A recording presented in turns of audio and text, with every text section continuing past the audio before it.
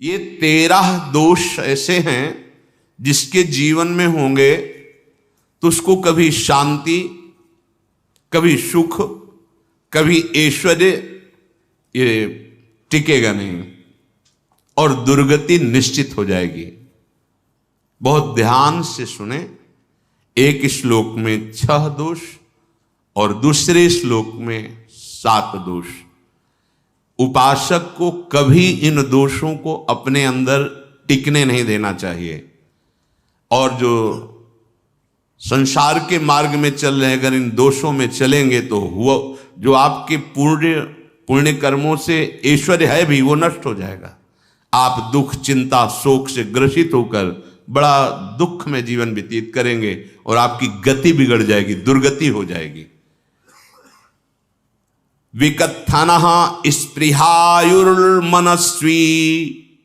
बिभ्रत कोपम चपलो अरक्षणश्च एतान् पापाः षण्णराः पाप धर्मान् प्रकुर्वते नोत्र सन्तः सुदुर्गे संभोग संविद विषमोति मानी दत्तानुतापी कृपणो बलीयान वर्ग प्रशंसी वनितास्तु देष्टा एते परे सप्तनशंस वर्गाः। जो अपने मुख से अपनी बड़ाई प्रशंसा करता है,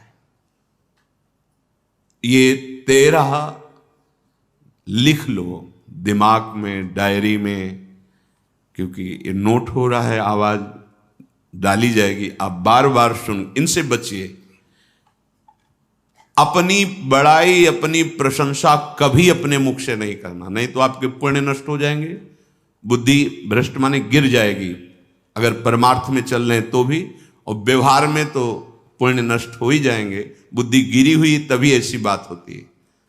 और यह दोष बहुतायत है, ये बहुत प्रभावशाली है। अपनी बड़ाई मारना, इसको देख लो, पकड़ो, सत्संग है। अपने मुख से कभी अपनी बड़ाई ना करना। अगर कोई अपने मुख से अपनी बड़ाई करता है तो उसके सुकृत नष्ट हो जाते हैं, बुद्धि भ्रष्ट माने गिर जाती, पतित हो जाती है, फिर निर्णय ठीक नहीं।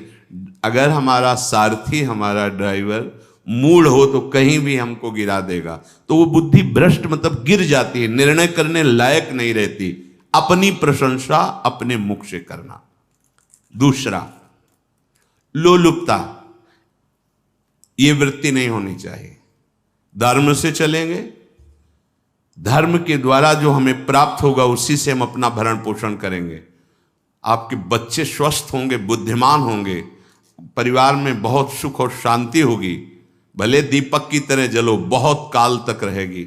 लक्ष्मी जी भी आपके घर में बहुत काल, हम ये नहीं कहते कि बहुत नहीं, जितनी है बहुत सुख शांति से चलोगे। अगर लोलुपता करोगे, हिंसा, छल कपट, व्यभिचार, चोरी, ऐसे धन आ जाए, वो आएगा, लेकिन वो हाइलोजन की तरह आएगा, एकदम प्रकाश और फ्यूज, बिल्कुल अंधकार करके जाएगा। देख लेना, तुम्हारे जो सुख के हेतु हैं, तुम्हारा शरीर, तुम्हारे बच्चे, तुम्हारी पत्नी, तुम्हारा परिवार, उसको देख के तुम रात दिन जलोगे बिना आग के। ऐसे उनके आचरण होंगे, ऐसे उनके अंग होंगे, ऐसे उनके दिमाग होंगे, ऐसा उनका व्यवहार होगा। ये लोलुपता अगर उपासक में या किसी में है तो उसको नष्ट कर देती है। सावधान। तीसरा, यदि आपका अपमान होता है तो आपको उसे सहन करना होगा, उससे आपके पाप नष्ट हो जाएंगे। जो तनिक सा भी अपमान होने पर बहुत क्रोध करके दूसरे का अपकार करने लगता है, ये आपका पतन करा देगा, ये आपको फंसा देगा, हृदय जलेगा, अर्थव्यवस्था नष्ट होगी, पूरा परिवार दुखी होगा। जरा सा अपमान की संभावना में आप किसी से भी भिड़ गए, किसी से भी, वो ये प्रवृत्ति आपका पतन कर देगी। उपासक में तो अपमान सहना अमृत है, नीचापमानम सुधा, पर व्यवहार में भी ज्यादा उत्तेजित मत होइएगा। ये तो कुछ मिनट की बात है, अगर आपने उसे मारा पीटा, रिपोर्ट हुई कानून की, ओ फंसते चले जाओगे, अर्थ जाएगा, समय जाएगा, चिंतन जाएगा, बहुत तरह से हानि हो जाएगी। अगर आप सह गए तो आपका सहना उसके लिए आग बन जाएगा। उमा क्षमा साप होते भारी, तुम्हें दंड देने की जरूरत नहीं, उसका एक कर्म ही उसे दंड दे देगा। आप शांत हो जाइए, आप सत्संगी हैं, आप शांत रहिए। चौथा, निरंतर क्रोध और उसका चिंतन। बैठे बैठे बस द्वेषियों का चिंतन ही हो रहा है, अंदर क्रोध का चिंतन और द्वेषियों का चिंतन ही हो रहा है। द्वेष भरी बातें, द्वेष भरे क्रियाएं, उन्हीं का चिंतन करके जलते रहना क्रोध से। उपासक को तो क्रोध करना ही नहीं चाहिए, बहुत शांत। ठीक है, अभ्यास में कभी क्रोध हो सकता है, उसको फिर समन करो, अंदर से प्रायश्चित जैसा कि अब गलती हुई, आगे नहीं करेंगे। और व्यवहार में भी क्रोध को आप पीना सीखें। अगर बार बार आपका क्रोध प्रकट होता ही रहेगा, आपका स्वभाव बिगड़ जाएगा, आपके पुण्य नष्ट हो जाएंगे और आपका जीवन नष्ट हो जाएगा। देने वाला उतना दे देगा आपको, आनंदित रहो। पैसा खर्चा, सब पूरे जीवन का विध्वंस मचा दिया क्रोध ने। कहीं भी आप देखो, किसी से क्रोध करके देखो, फिर देखो तुम्हारा भजन चल रहा है, तुम्हारी वो आनंद वृत्ति है नहीं, जलोगे और वो जलन और गुस्सा दिलाएगी और वो बैठे बैठे जलो नहीं। ये क्रोध जो है, ये चाहे व्यवहार में हो चाहे परमार्थ में, दोनों की हानि करने वाला है। और आश्रित जनों की रक्षा ना करना। अगर कोई भाग कर आपके पास आ गया है, कोई पशु पक्षी या कोई मनुष्य, आपको चाहिए कि अब चाहे हमारे पहले प्राण जाएं, उसकी रक्षा करेंगे। सीवी जैसे तो कोई बिरले ही होते हैं, पर इतना जरूर ध्यान रहे, जैसे कोई पशु पक्षी किसी भय से आपके सीमा के अंतर्गत आ गया है, अब उसकी रक्षा करनी है आपको। अगर आप स्वयं मार देते हैं या मरवा देते हैं, या आपके सुकृत नष्ट कर देगा, या आपकी दुर्गति का कारण बन जाएगा। और जो पाप कर्म उत्साहित होकर करते हैं, उपासक को तो बहुत सावधान रहना चाहिए, पर व्यवहार में भी जो नहीं करना चाहिए, अगर वो पाप कर्म आपके द्वारा मन में प्रेरित हो रहे हैं, संकल्प बन रहा है, क्रियाएं हो रही, दुर्गति पक्की, पुण्य नष्ट हो जाएंगे, दुख अशांति बढ़ती चली जाएगी, कभी शांति नहीं प्राप्त कर पाएंगे। ऐसा नहीं कि जो मन में आवे सो करें। पापाचरण निडर और उत्साहित होकर करना, अगर ऐसे लक्षण है, निश्चित दुर्गति होती है। ये 6, अपनी बहुत बड़ाई करने वाला अपने मुख से, लोलुपता, तनिक से अपमान में सहन ना करने वाला, निरंतर क्रोधी और आश्रित जनों की रक्षा न करने वाला, और निडर हर्षित होकर पाप कर्म करने वाला। दूसरे श्लोक में 7 है, 6 7 हो। 1, संभोग का ही चिंतन करना, संभोग में ही मन लगाना, संभोग दूसरी स्त्रियों के साथ करने की भावना रखना। संभोग पहला है, संभोग। रात दिन बैठे बैठे बस यही चिंतन करना, गंदी बातों का, गंदी बातें देखना, गंदी बातें सुनना, गंदी बातों का चिंतन करना। फिर अन्य माताओं बहनों के प्रति काम दृष्टि से देखना, कोई आ जा रही है तो दृष्टि से, काम भाव से देखना, भोग बुद्धि से देखना, निश्चित पुण्यनाश दुर्गति। बड़े बड़े उदाहरण इतिहास में हैं जिन्होंने ऐसा दृश्य नेत्रों से देखने की चेष्टा की, मन में संकल्प किया भोगने का, नष्ट हो गए, चाहे वो कितने बड़े प्रतापी हो। ये दुर्योधन कोई साधारण थोड़ी है, भगवान व्यास देव जी के द्वारा ही तो लो, भगवान व्यास देव जी ही इसकी उत्पत्ति का कारण है। आप देखो, इतने महान पुलस्त जी ही उत्पत्ति का कारण है रावण की। बस यही ऐसे दोष हैं जिनके कारण जीव नष्ट हो जाता है। ठीक है, धर्मयुक्त काम भगवान ने आदेश किया है, आपका पाणिक ग्रंथ संस्कार हो गया है, संतानोत्पत्ति की भावना से कुछ पवित्र तिथियों का त्याग करते हुए चर्चा में हुई है।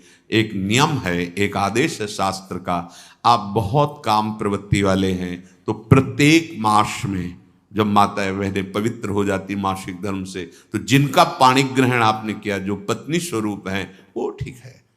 वहां भी बार बार के लिए व्यभिचार प्रवृत्ति के लिए शास्त्र आदेश नहीं करता, संयम पूर्वक, और उसका चिंतन नहीं करना। पाणी ग्रहण संस्कार है, घर में विराजमान है, एक संयम एक नियम के अनुसार उसका चिंतन तो फिर भ्रष्ट कर देगा।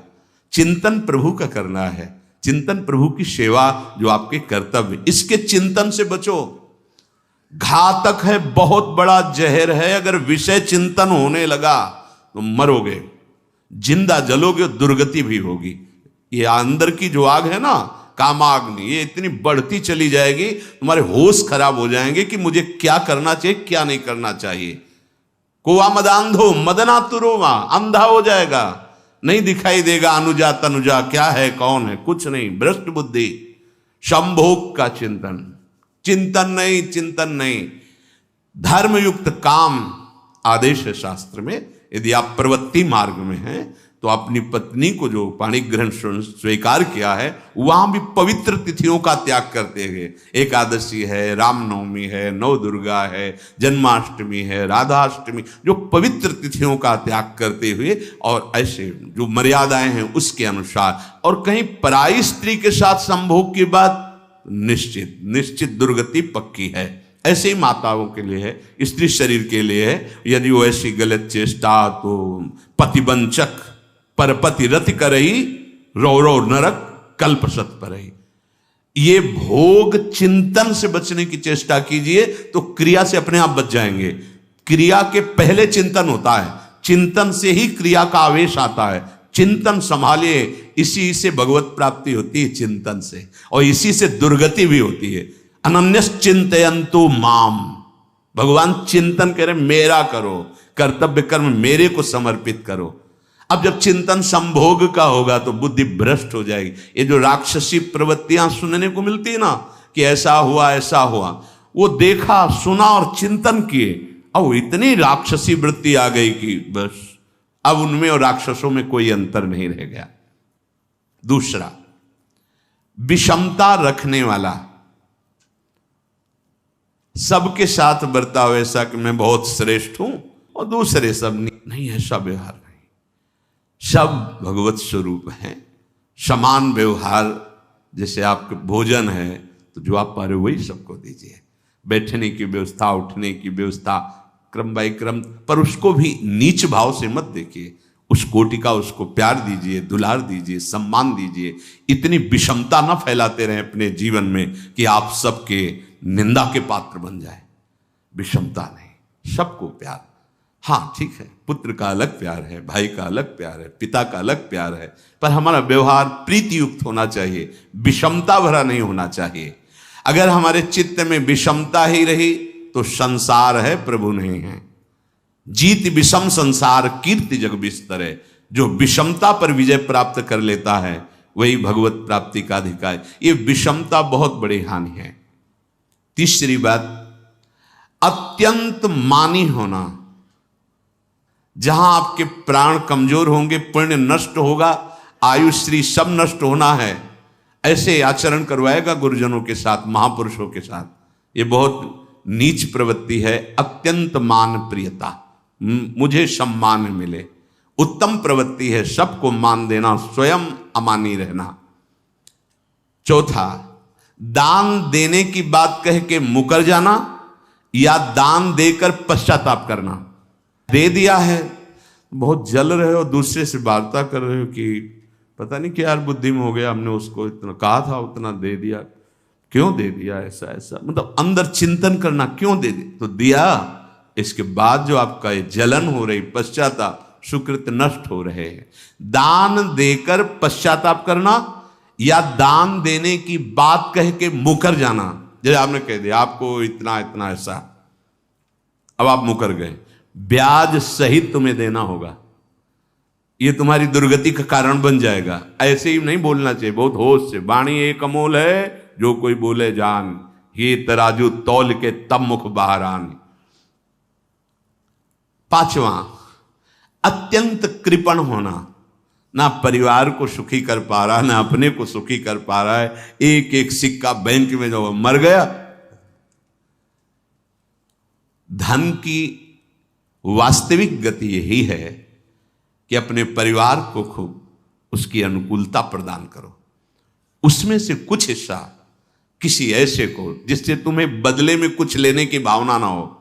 कोई साधु महात्मा, गाय, पशु पक्षी, किसी भी जीव बीमार है शरीरधारी, उसके जिससे कुछ कभी लेने की भावना ना हो, एहसान की भावना ना हो। सो धन धन्य प्रथम गति जाकी, धन्य हो गया उसका धन। अब वो कृपण का धन किसी काम में ना स्वसुख, ना परिवार के सुख, ना धर्म कार्यों में, व्यर्थ जीवन चला गया। उसी धन का चिंतन करना, उसी का संग्रह करना और उसी की रक्षा करते करते शरीर छोड़ देना, तो चिंतन बिगड़ गया। तो कह रहे हैं जो कृपणता है और अर्थ और काम की प्रशंसा, उसी की चर्चा, उसी का चिंतन, रुपया और भोग, उसी की चर्चा कर, जहां बैठे रुपया की चर्चा, भोग की चर्चा, जहां एकांत में बैठे उसी का चिंतन, कैसे रुपया बढ़े, कैसे भोग मिले। और अगर अवसर मिला तो रुपया अधर्म से आवे चाहे धर्म से, उसको इसकी कोई परवाह नहीं। भोग चाहे धर्म से हो चाहे अधर्म से, जिसका अर्थ और काम भोग ही चिंतन है वो धर्म नहीं। जिसका धर्म चिंतन का विषय है तो अर्थ और काम भी ऐसा होगा जो मोक्ष प्रदान करने वाला हो। धर्म, अर्थ, काम, मोक्ष। और जो बालक, स्त्री, पागल, असहाय, जो इनकी रक्षा न करके इनकी हानि करता है, दुर्गति निश्चित है। माना आपकी पत्नी है, उसका स्वभाव बिगड़ा हुआ है, क्रोधी है, कटु वचन बोल, लेकिन आपके ही प्रारब्ध के लिए, माना आपका पति ऐसा स्वभाव वाला, पर आपके ही प्रारब्ध से तो संयोग बना है आकर, अब इसका निर्वाह कर ले जाओ तो पवित्र हो जाओगे दोनों। और अगर झगड़ा और लड़ाई और मारपीट और कहीं हिंसादि के रूप में उतर गए तो फिर और करनी बिगड़ गई। बालक है, आप उसको ज्ञान नहीं कि आप पवित्र है, कि आप पवित्र है, उसको ज्ञान नहीं कि आप उसके साथ व्यवहार अच्छा कर रहे हैं कि बुरा कर रहे हैं। रक्षा करनी है आपको, शोषण नहीं करना। कह रहे हैं स्त्री, बालक और पागल, जैसे विक्षिप्त है, पागल है, आपको रक्षा करनी है। बन जाए तो उसको भोजन, ऐसा नहीं कि ईंट मारो, उसको अपमानित करो। उसकी बुद्धि खराब है, प्रारब्धवशात खराब हो गई है, तो शास्त्र आज्ञा करता है स्त्री, बालक, जैसे पागल, विक्षिप्त आदि हैं, असहाय है, असमर्थ है, बूढ़ा है, वो आप सेवा भी करो तो वो गाली दे सकते हैं, उनकी बुद्धि बिगड़ गई। आपको उनको दंड नहीं देना, मारना नहीं है आपको। मान लो आपके बड़े बूढ़े बुजुर्ग जन हैं, आप सेवा भी कर रहे हो तो आपको कटुवचन बोल सकते हैं, आपकी निंदा कर सकते हैं, लेकिन आपको उनके साथ व्यवहार सद करना है।